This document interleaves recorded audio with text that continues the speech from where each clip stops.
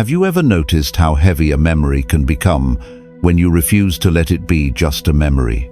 What if the thing you are desperately trying to hold on to is the very thing stealing your peace? We all have a chapter in our lives that we did not want to end. A relationship that shifted, a career that faded, a period of youth that quietly slipped away, or simply a version of our life that we can no longer return to. If you have ever felt stuck, emotionally exhausted, or lost in the quiet ache of waiting for something to change, this is for you. Stay until the end, because the final lesson may change the way you see this pain forever. 1. The pain of a finished chapter. Here is the truth few people want to face. Most of your suffering is not caused by the fact that the season is over. It is caused by how tightly you are standing at the closed door, demanding it to open again. You replay the conversations.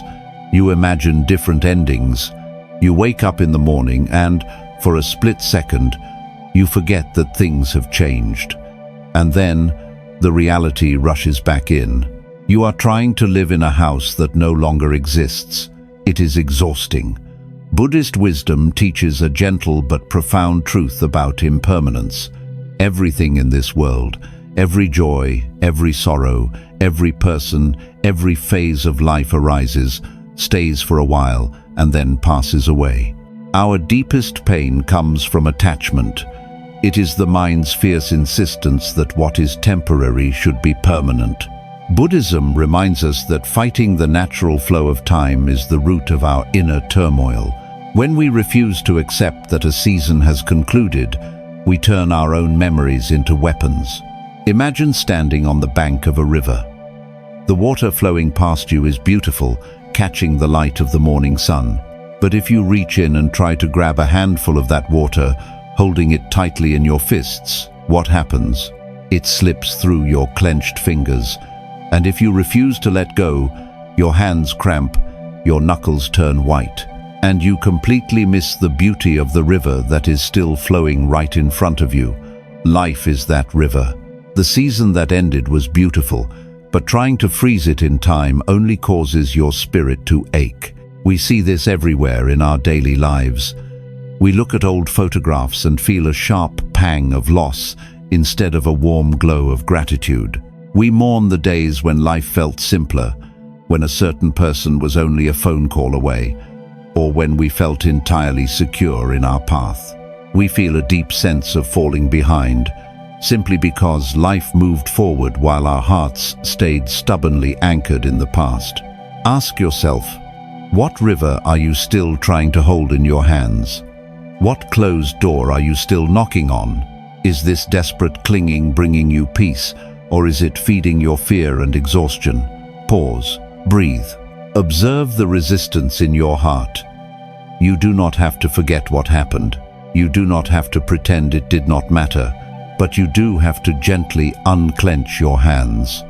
Let the memory exist without demanding that it become your present reality. Let the feeling rise without making it your identity, because peace is not something you chase. It is something you make space for.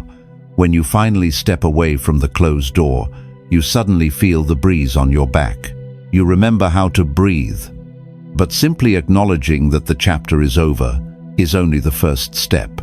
The mind has a habit of turning beautiful things into sharp edges, and this is where the next truth begins. 2. Why your memories have become wounds. What if the memory itself is not what hurts? What if the pain comes entirely from the story you tell yourself when you remember? When a season of life ends, it is natural to look back, but there is a quiet, destructive habit that many of us fall into. We begin to use the beauty of the past to punish the present. You remember a moment of deep connection, a time when you felt truly alive, or a season when everything seemed perfectly aligned. But instead of letting that memory warm you, you use it as proof that the present moment is empty. You look at your current life and whisper to yourself, "It will never be that good again." You replay the highlights, comparing your quiet, uncertain today with an idealized, perfect yesterday. This is how a beautiful memory transforms from a source of light into a daily, agonizing wound. Buddhist wisdom teaches that the mind is a master of illusion.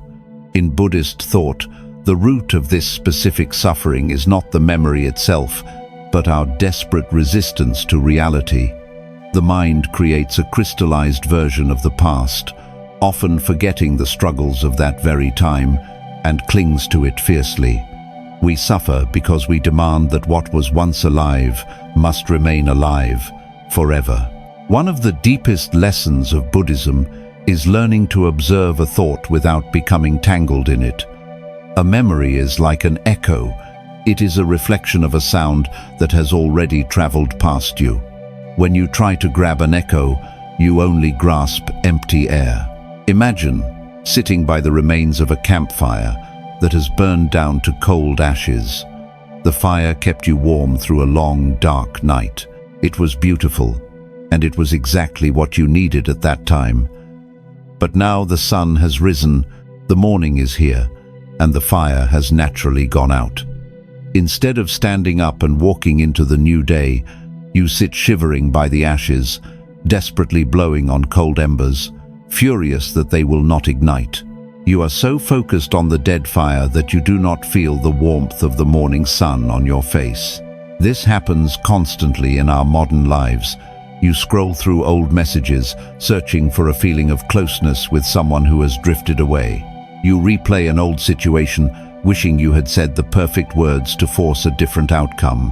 You look at who you used to be 5 or 10 years ago, mourning that past self, feeling as though you have lost your way simply because your life has evolved. You sit by the cold ashes, waiting for a spark that cannot return. Think about your own life. What old ashes are you still blowing on? Are you using the ghost of a past season to escape the quiet reality of right now? Is this thought bringing you peace, or feeding your fear that your best days are behind you? Pause, breathe. The next time this memory rises in your mind, do not push it away, but do not pull it close either. Observe the thought without following it. Let the feeling rise without making it your identity. Say quietly to yourself, "That happened, it was real, and it is complete." Let the memory pass like a cloud, drifting across a wide, open sky. You do not have to forget the warmth of the past to step into the future. You only have to recognize that the fire has done its job.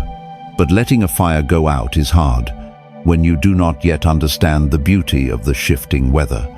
And this is where the next truth begins. 3. The wisdom of the changing seasons.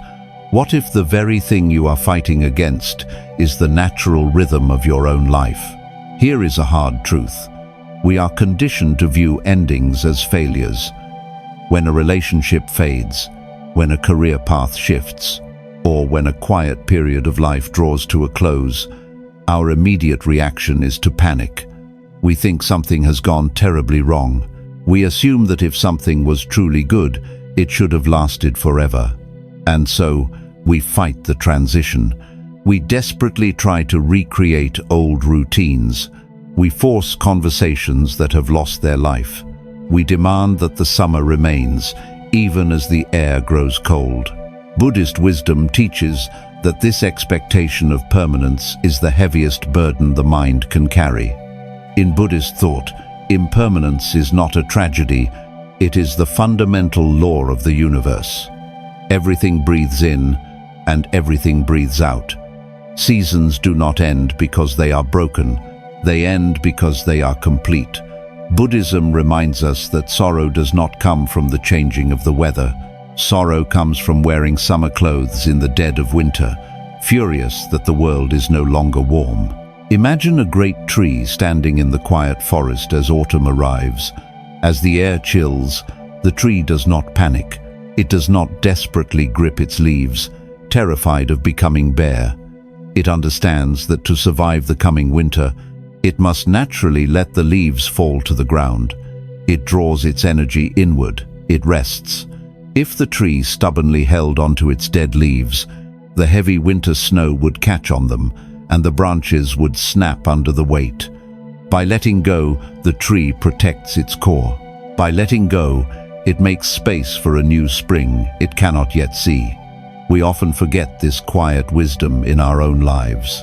You experience a deep loss or a profound shift in your reality, and instead of allowing yourself to rest in the winter of your life, you demand immediate outward growth. You push yourself to be exactly as energetic, exactly as social, and exactly as joyful as you were in the middle of your brightest summer. You look at your bare branches and call yourself empty, failing to realize that your roots are quietly growing deeper in the dark. Ask yourself, what season of life are you truly in right now? Are you trying to force a vibrant spring when your spirit is quietly asking for a restorative winter? Are you exhausted from carrying the weight of leaves that were ready to fall months ago? Pause. Breathe. Stop trying to force the weather to change. Let life meet you where you are. If you are in a season of quiet, allow yourself to be quiet. If you are in a season of letting go, let the leaves fall. Do not rush the process. Trust that the tree knows how to survive the storm. Because true peace is not about forcing the sun to shine every day. It is about learning to stand strong and rooted, even when the branches are bare.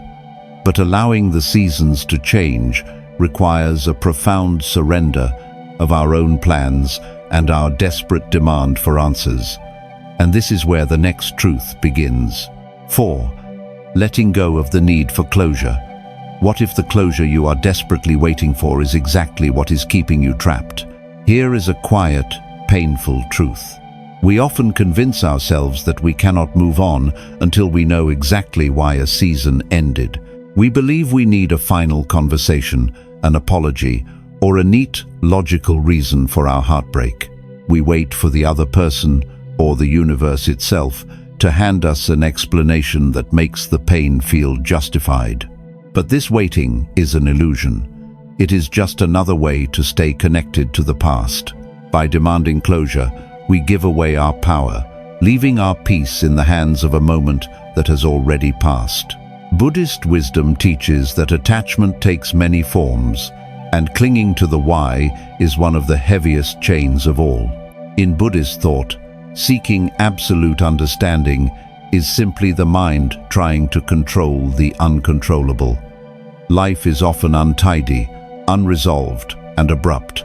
One of the deepest lessons of Buddhism is that you do not need to understand a storm to walk out of the rain. Acceptance is not about agreeing with what happened. It is about acknowledging that it happened and choosing to stop fighting the reality of the present moment. Imagine you are walking down a long hallway and a door suddenly slams shut in front of you.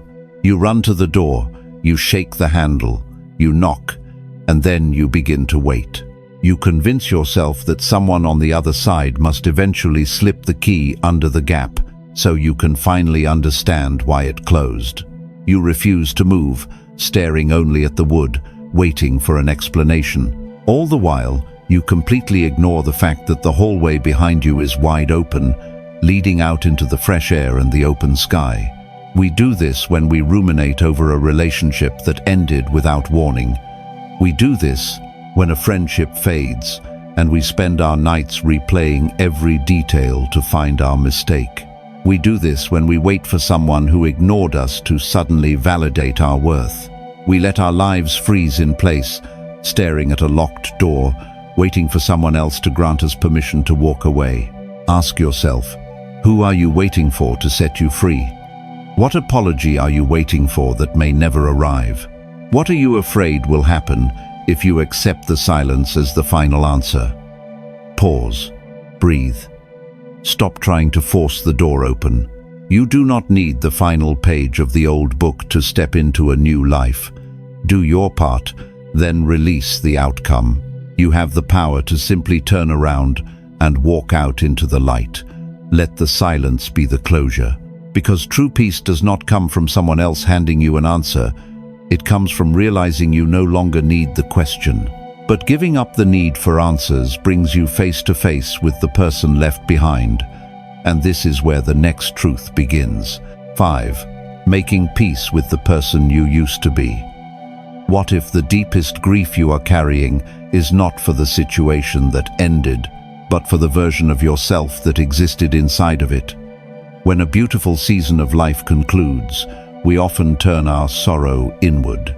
We look back at the past and see a self who felt lighter, more confident, more certain, or deeply loved.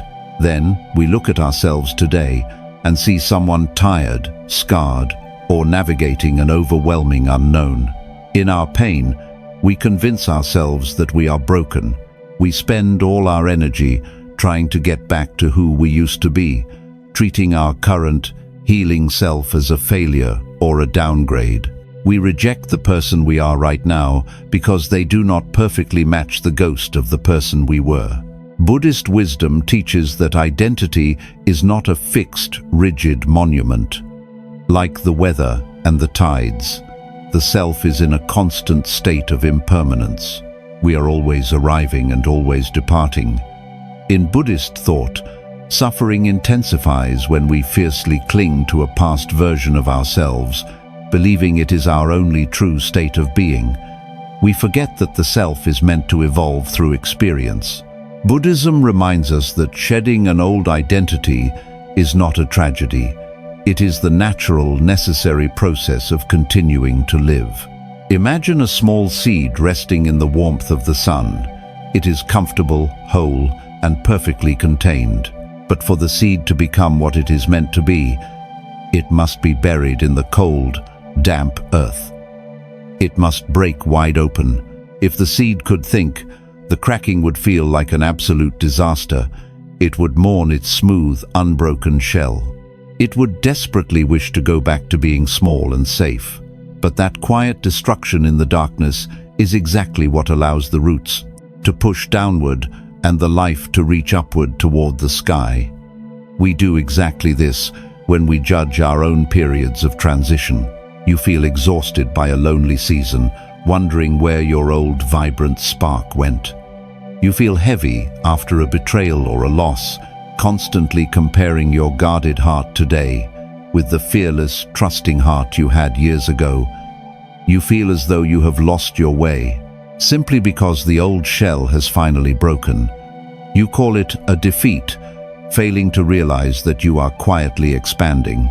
Ask yourself, what past version of yourself are you still trying to resurrect? Are you punishing the person you are today simply because they bear the marks of survival? Are you trying to force yourself back into a small shell that can no longer contain the depth of who you are becoming? Pause. Breathe. Place a quiet awareness on the heavy expectations you are carrying. Thank the person you used to be for carrying you through that beautiful past season. They did wonderful work, but they belong to the past. Let them rest, because peace is not found by running backward to a self that no longer exists. It is found by gently and compassionately meeting who you are right now. But meeting this new self requires a fundamental shift in how we handle what was left behind. And this is where the next truth begins. 6. The shift from clinging to gratitude. What if the antidote to the pain of holding on is not forcing yourself to forget, but changing how you remember? Here is a quiet truth. When a beautiful season of life concludes, we often begin to treat our memories as a ledger of debts.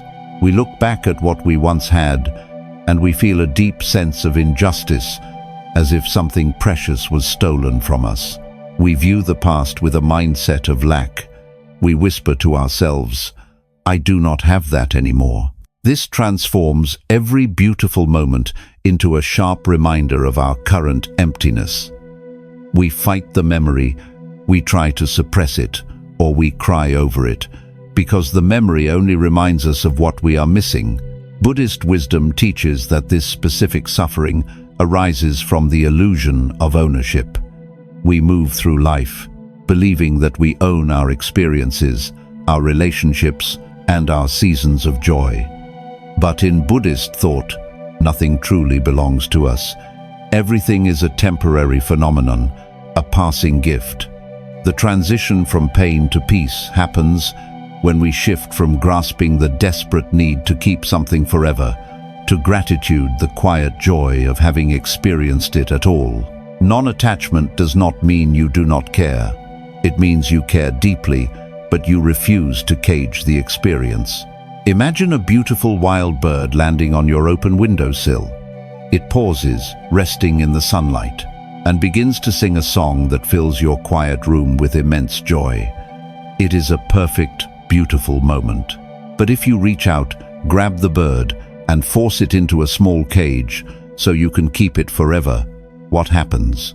The bird thrashes. It becomes frantic. It loses its beautiful song. By trying to own the bird, you destroy the very thing you loved. But if you sit still, listen to the song, and watch quietly as the bird eventually takes flight, the memory of that song remains a pure, untouched gift. We build cages for our memories constantly. We look at an old photograph and feel a sharp, bitter sting of loss, instead of a warm wash of thankfulness that we were lucky enough to live that moment. We resent a past relationship for ending, rather than appreciating the love it brought into our lives when we needed it most. We turn the beautiful birds of our past into trapped, frantic things, and then we wonder why our own minds cause us so much pain. Ask yourself, how are you treating the beautiful things that have flown away? Are you viewing your past season as a possession that was unjustly taken from you? Or can you begin to see it as a beautiful gift you were fortunate enough to hold for a little while?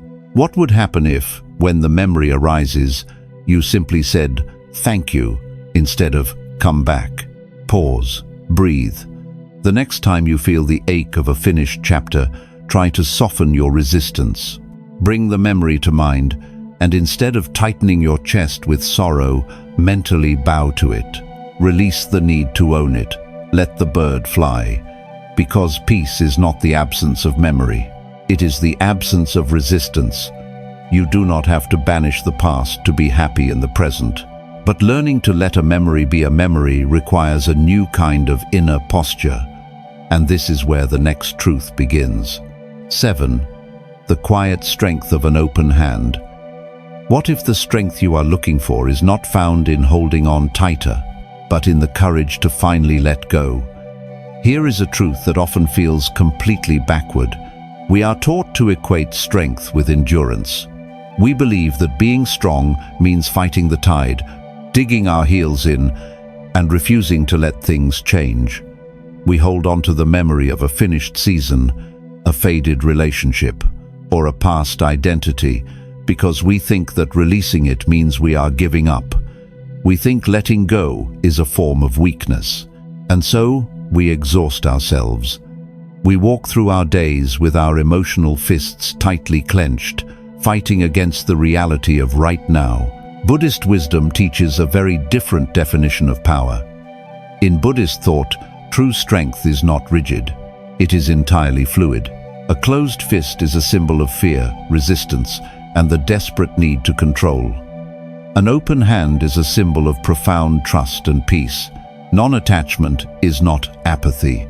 It is not the act of not caring. It takes immense, quiet courage to leave your hands open to whatever life brings and whatever life takes away. Buddhism reminds us that the tightest grip causes the deepest suffering. Imagine holding a handful of dry sand. If you panic and squeeze your hand tightly, trying to capture every single grain, what happens? The pressure forces the sand out. It spills through the spaces between your fingers. The harder you squeeze, the more you lose, and the more your hand begins to cramp and ache. But if you simply relax your muscles, turn your palm upward, and lay your hand perfectly flat and open to the sky, the sand rests there peacefully. It stays. We do the opposite in our modern lives. You desperately try to force a shifting friendship to stay exactly the same. You try to control the timeline of your own healing, furious that you still feel sad over a closed chapter. You white-knuckle your way through the grief of a lost season, hoping that if you hold on to the pain, It means the past still matters. You replay memories, trying to wring out one more drop of comfort from an empty well. You are squeezing the sand, exhausting your spirit, and entirely missing the peace of simply being. Ask yourself, where in your life are your hands tightly clenched? What are you afraid will happen if you finally relax your grip? Is holding on actually protecting you, or is it merely prolonging your inner exhaustion? Pause. Breathe. Try this simple practice. Physically open your hands right now. Rest them on your lap, palms facing upward. Look at your open, empty hands. Let the tension leave your fingers. Stop trying to control the wind. Stop trying to force the sand. Let life simply be what it is in this exact second, because letting go is not an act of defeat. It is the ultimate act of self-respect.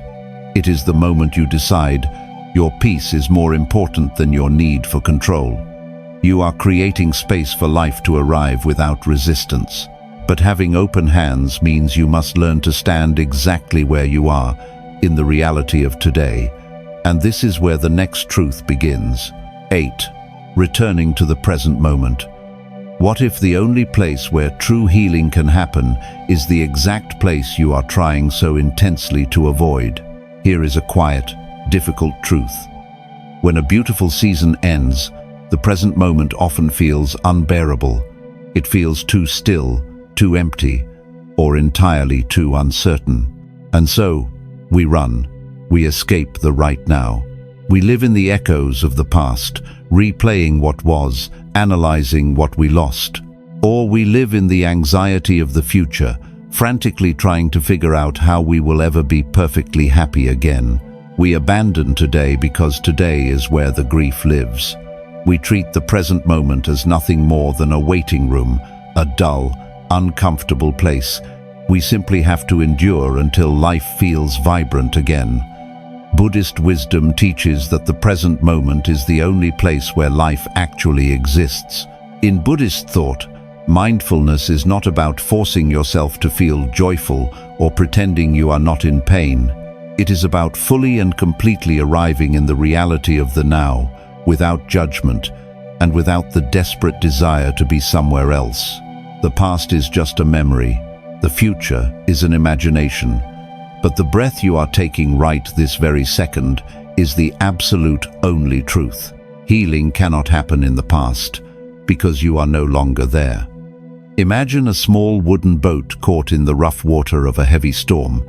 If the sailor spends all his energy looking backward, mourning the calm, sunny shore he left behind, he is in danger.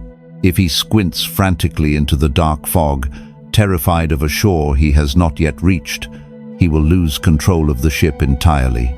The only way to survive the rough water is to bring his entire focus back to the wheel in his hands. He must feel the rise and fall of the exact wave he is riding right now. He must be entirely present in the storm, not to fight the ocean, but to simply navigate it. We forget to navigate our own lives. This happens when you wake up and immediately reach for distractions to drown out the quiet morning. This happens when you are sitting with a good friend, but your mind is 1,000 miles away, silently arguing with someone who is completely gone. You walk past the trees, you feel the sun on your face, but you do not experience any of it. We miss the subtle, gentle beauty of a quiet afternoon because we are so busy resenting the fact that an old chapter is over. By refusing to be present, we abandon our own lives. Ask yourself, where is your mind right now? How much of your day is spent living in a time zone that no longer exists? Are you missing the quiet, simple gifts of today because you are still staring at the ghost of yesterday? Pause. Breathe. Feel your feet resting on the floor. Notice the light in the room. Listen to the faint, steady sounds around you. You are here. You are breathing. You are safe in this exact second. You do not have to figure out the rest of your life today. Just exist in the now, even if the now feels a little heavy, because peace is not found by escaping reality. It is found by softly and bravely dropping your anchor in the exact middle of it. You are right here. But fully arriving in the present means you must finally decide what to do with the memory you have been carrying for so long. And this is where the final truth begins. 9. Allowing the memory to become a light. What if the memory was never meant to be an anchor holding you back, but a lantern? We began by talking about the deep, quiet ache of standing at a closed door, demanding that it open again, trying to live in past. Buddhist wisdom reminds us that the end of a season is not the end of your story. Impermanence is not a tragedy, it is nature. The heavy, exhausted suffering we carry does not come from the changing weather. It comes from our fierce, desperate resistance to it. But peace arrives. Imagine walking through a quiet, dark house, carrying a single bright candle. You were so terrified of the flame going out that you held it tight. But what happens when you finally stop gripping it? What happens when you place the candle softly on a table, take a step back, and simply let it be? The fire no longer burns your skin. Instead, it becomes a soft, beautiful glow. It warms the room. It casts a tender light upon your feet. This is what happens when you finally accept that a chapter is over. You do not have to throw the memory away, you just let it rest. Think about your own life. Are you ready to set the candle down? Are you ready to let the beauty of what was finally rest so you can see? Pause, breathe. Trust that you are exactly where you need to be.